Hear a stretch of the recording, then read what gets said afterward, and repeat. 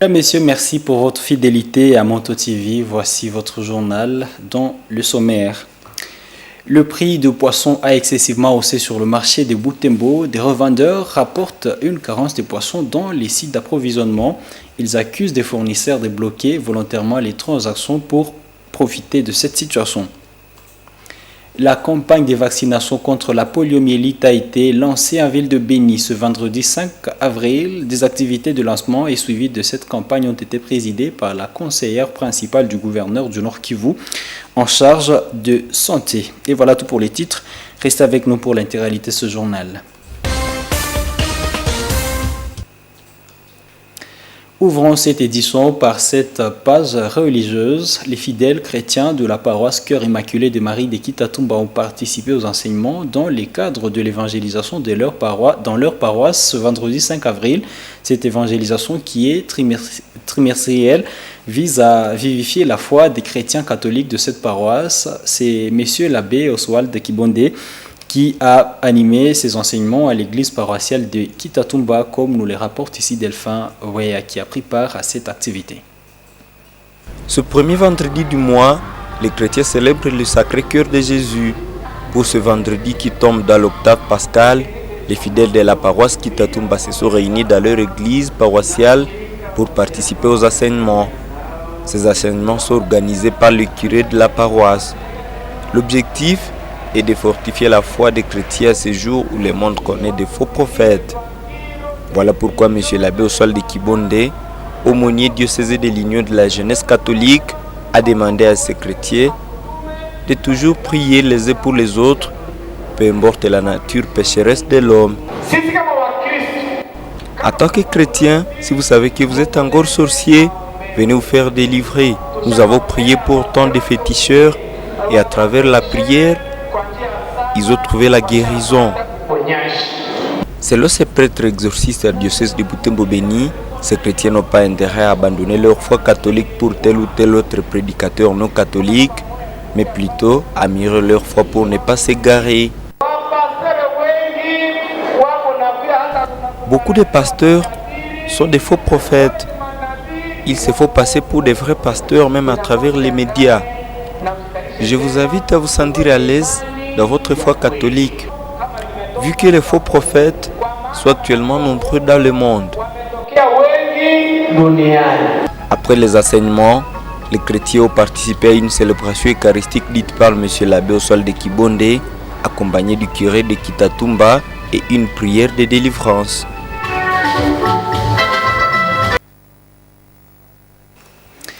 La société civile de Butembo alerte sur la recrudescence des opérations de braquage enregistrées dans la partie nord de la ville. Le président de cette structure, Matessana, appelle la population à alerter les services de sécurité en cas d'urgence. Il l'a dit dans une interview accordée à Moto TV. Celui-ci indique que ces phénomènes de braquage peuvent être dus à comme cause alors les règlements des comptes ou ou la dégradation de la situation économique de la ville. À cette occasion, Matessana invite les autorités compétentes à multiplier des efforts pour la sécurisation de la population. Nous vous proposons de l'écouter dans ses propos recueillis par Nusiana Musirwa et Nelly Mungishali. La partie nord de notre ville de Butembo semble avoir plusieurs cas de braquage. Et nous avons essayé d'analyser par rapport à cette situation. Vous êtes sans ignorer que notre ville est entourée par des groupes armés. Malheureusement, il semblerait que le plus souvent, ils sont aussi en conflit. Alors, des fois, quand ils veulent régler leur conflit, alors ils semblent faire la chasse à l'homme de leurs collègues au sein de la ville. Donc là, je fais allusion aux incidents qui se sont passés à Fou il n'y a pas quelques semaines. Et nous pensons que les autorités devront redoubler les efforts pour qu'ils arrivent à arrêter cette hémorragie. Mais aussi, je crois, nous devrions aider les autorités. Mais avant de les aider, je crois qu'ils devront donner assez de moyens au service de renseignement. Nous sommes à pied d'œuvre pour venir en aide les services spécialisés, de faciliter la tâche, nous comme population, parce que nous vivons à tout temps avec tout le monde et nous devrions donc à chaque seconde au moins alerter tout mouvement suspect qui serait à gestation pour accomplir ces sources-là, parce que tout ce forfait-là, ça se monte à partir de quelque part. Le député provincial élu du territoire de Béni, Alain Siwako, appelle les autorités militaires à prendre en main leurs responsabilités. Il dénonce la situation qui a vécu à Mangodoumou, dans le territoire de Béni, le mardi dernier, où des civils se sont fait massacrer en pleine journée. Cet élu fustige le fait que les services de sécurité n'ont pas tenu compte des alertes de la population. Dans une interview téléphonique avec Moto TV, l'honorable Alain Siwako plaide pour la mutualisation des forces armées de la RDC et les UPDF dans cette partie en proie à l'insécurité. Mon nom Penzi Mazekele l'a joint au téléphone. Le bilan est déjà de 13 corps ramassés, donc il y a 13 personnes qui ont été tuées. Vous savez, l'ennemi avant d'arriver au centre du quartier Mangodoum, où l'ennemi était déjà dans les champs périphériques du quartier Mangodoum, où il a tué des cultivateurs. Et à l'heure nouveau parlant, il y a déjà 13 corps ramassés et l'enterrement a eu lieu aujourd'hui. Et la première recommandation, c'est que les opérations qui sont en train d'être opérées maintenant, les opérations militaires, nous voulons des opérations continues, les opérations permanentes et non pas des opérations sporadiques qui s'arrêtent un seul jour. Et donc nous voulons des opérations qui vont permettre à ce que les militaires suivent ces ennemis qui sont en train de se balader aux alentours de la commune de Mangina. Ces ennemis qui se baladent à groupement Batangi-Mbaou, à secteur de Beni-Mbaou. Nous voulons donc de bonnes opérations, les opérations permanentes qui vont rester et qui vont traquer l'ADF jusqu'à son dernier attachement. Et donc les jeunes sont prêts à servir comme des pisteurs aux militaires pour montrer différents endroits où ces criminels ont fait des camps militaires, des camps ADF.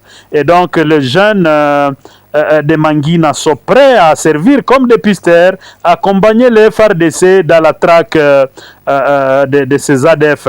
Et la deuxième recommandation, c'est que les opérations militaires UPDF et FARDC sont attendues dans cette région. Vous savez que c'est grâce à ces opérations que aujourd'hui Bachou respire la calmie. C'est grâce à ces opérations UPDF et FARDC que dans plusieurs coins du territoire de Béni, il y a quand même de la calmie. Et ces opérations sont attendues à secteur de Beni-Mbaou.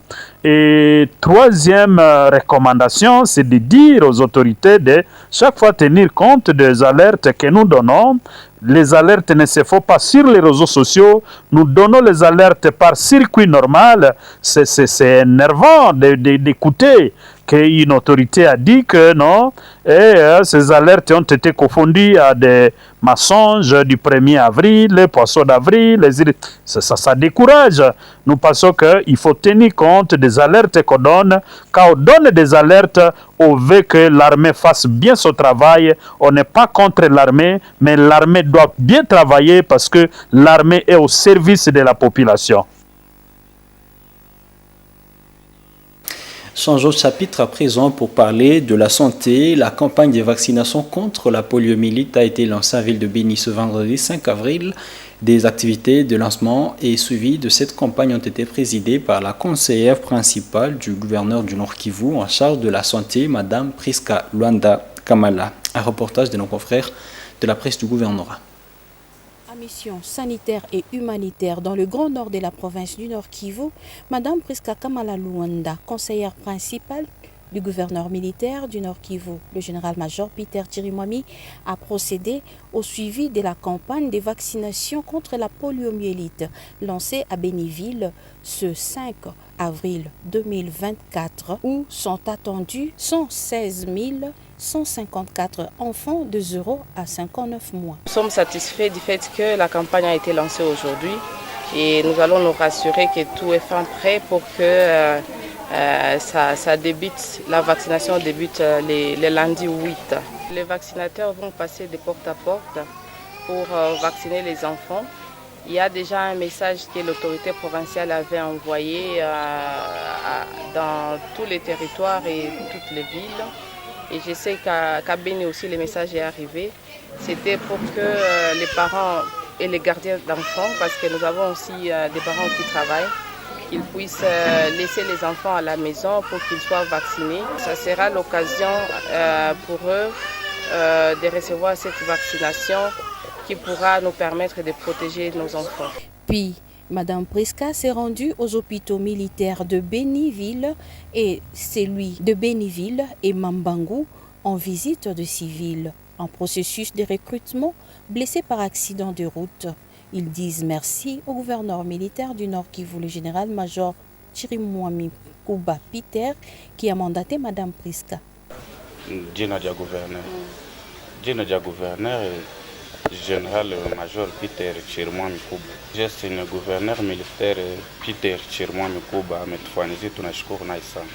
Ces visites ont précédé celles de Lubero, Beni et Kanyabayonga. À Goma, le gouverneur du Nord Kivu a effectué une visite de compassion au camp des déplacés Chabindu Kashaka. L'autorité provinciale est allée s'enquérir de la situation de l'explosion d'un engin de guerre dans ce camp qui a fait plusieurs blessés. Nous les rapportent ici nos confrères de la presse du gouvernement.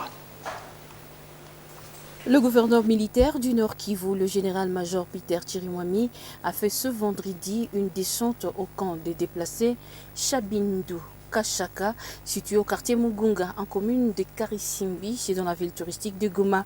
Il était accompagné du commissaire provincial adjoint de la police nationale congolaise en charge de la police administrative, le colonel Alain Mondaoko et le maire de la ville touristique de Goma.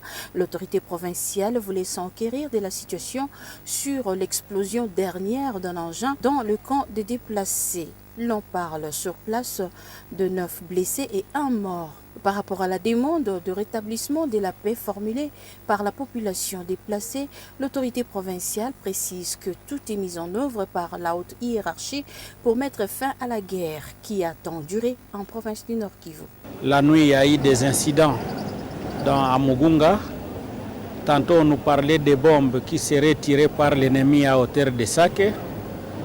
Tantôt, on nous parlait d'une grenade qui aurait été dégoupillée par un inconnu et qui a fait des blessés et des morts. Nous sommes venus sur le terrain pour se rendre de la situation. Et le bilan qu'on nous donne maintenant, c'est 1 mort et 9 blessés. Et les morts seraient l'homme qui aurait dégoupillé la grenade ou aurait fait une mauvaise manipulation. Il ne s'agit pas d'une bombe larguée par l'ennemi à hauteur de Sake. Il s'agit peut-être d'un élément dont on cherche encore l'identité, mais qui aurait fait exploser une grenade, peut-être par mauvaise manipulation. Et donc il fallait venir rassurer la population, leur dire que ne doit pas céder aux intox, mais plutôt que nous sommes en train de chercher les voies et moyens pour les sécuriser beaucoup plus. Il faut les signaler, les déplacés qui ont apprécié à juste valeur la visite de l'autorité provinciale ont formulé le vœu de rentrer chez eux.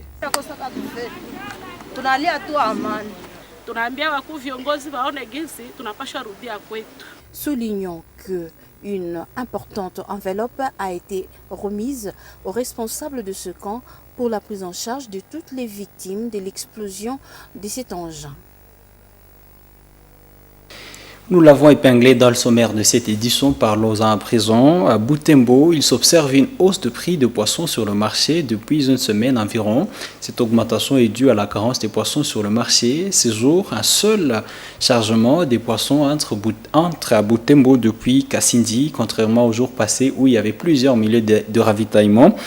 Nous l'ont confirmé des vendeurs rencontrés ce vendredi par Nelly Mwengesali et Luciana Moussibiro.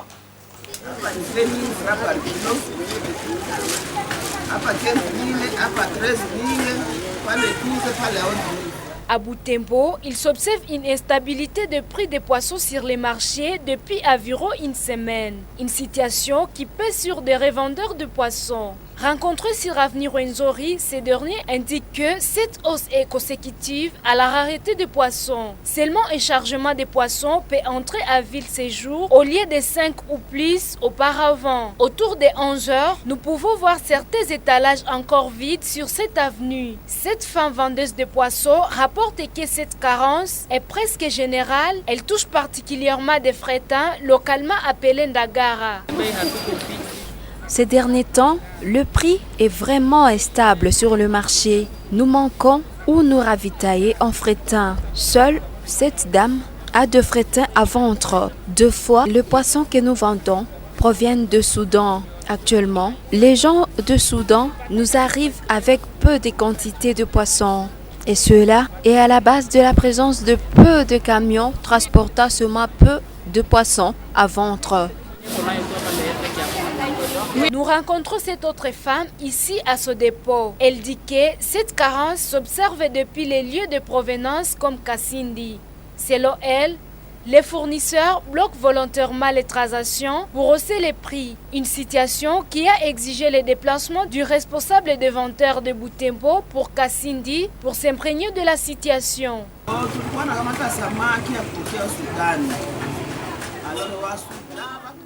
Les quelques camions qui arrivent se dirigent directement dans des entrepôts, car transportant peu de poissons. Situation qui entraîne la hausse du prix de poissons sur le marché de Butembo.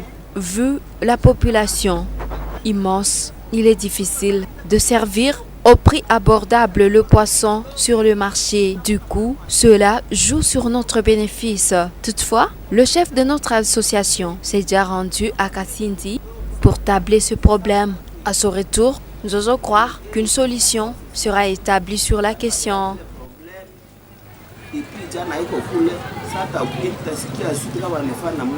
La plupart des poissons consommés à Butembo, Beni, Oicha, Boulongo, Mangolio et ailleurs proviennent ces jours du Soudan, ont indiqué des vendeurs de poissons. Parlons sport sans transition. Chaque 6 avril, l'humanité célèbre la journée internationale du sport pour le développement et la paix. Ce secteur n'est pas cependant beaucoup valorisant RDC, un des pays à grand potentiel. Némi Moussa, journaliste et intéressé des questions de sport à Butembo, fustige cette attitude vis-à-vis d'un secteur qui peut résoudre plusieurs problèmes de développement et la crise de paix qui connaît le pays depuis des décennies. S'inspira de l'approche tentée par les Nations Unies en Israël pour résoudre un conflit. Celui-ci propose à cette veille de cette journée au gouvernement de valoriser le sport qui est un secteur unificateur, avant tout en y allouant un budget réfléchi à la hauteur de son potentiel. Nous l'avons rencontré, suivez ses propos. Le sport est devenu un moyen primordial pour la promotion du développement, mais aussi de la paix dans plusieurs pays. Les Nations Unies ont essayé avec le sport dans les pays comme l'Israël, où il fallait réconcilier plusieurs cultures. Je vais revenir à Tanzanie. En 2017, ce pays a connu des problèmes du VIH-Sida. Alors pour arriver à sensibiliser la communauté à adhérer aux pratiques de lutte contre le VIH-Sida à Tanzanie, qu'est-ce qui s'est passé? Les pays ont organisé des compétitions dans toutes les disciplines possibles, le football, le basket, le volleyball et d'autres disciplines. Et à travers les sports, ils ont réussi à véhiculer les messages de lutte contre le VIH-Sida et il y a eu des résultats escomptés pour dire que le sport joue un rôle important dans le développement, même l'éducation. Alors, en allant au niveau de la paix, on a vu l'acte que la RDC a posé à la CAN Côte d'Ivoire pour faire passer le message que non, chez nous on est en train de tuer, nous réclamons la paix. Il suffit seulement des gestes et ces gestes ont fait parler toute une nation, toutes les communautés. Avec le sport, on peut arriver à réunir les différentes tribus, différentes nations, quelles que soient les divergences d'idées, je ne sais pas, différences de frontières, mais cela passe par cette volonté des autorités du pays. Donc c'est important parce que ce n'est pas facile d'organiser une compétition seulement avec des petits moyens. Donc il faut des moyens avec les budgets qu'on est en train de connaître. On est en train de connaître. Ça pouvait faire mieux. Aujourd'hui, qu'est-ce qui bloque? C'est cette volonté-là des autorités du pays qui ne veulent pas améliorer les choses. Parce que plus vous avez des hôtels, plus vous avez des routes, vous permettez à ce que des gens viennent. Parce qu'il y a des gens qui viennent seulement, ils ne viennent pas seulement voir le foot, ils viennent voir la beauté de ces pays. Donc c'est ce que nous attendons de notre gouvernement pour matérialiser cette volonté des Nations Unies de développer un pays, de promouvoir la paix entre les différentes communautés, différentes cultures. Ça va passer par les sports. C'est déjà un acquis. Ainsi prend fin ce journal sur Moto TV. Mesdames, Messieurs, merci à vous qui l'avez regardé. Nous vous disons bonne suite des temps accompagné du programme de la télévision communautaire et aussi bon week-end à toutes et à tous. Au revoir.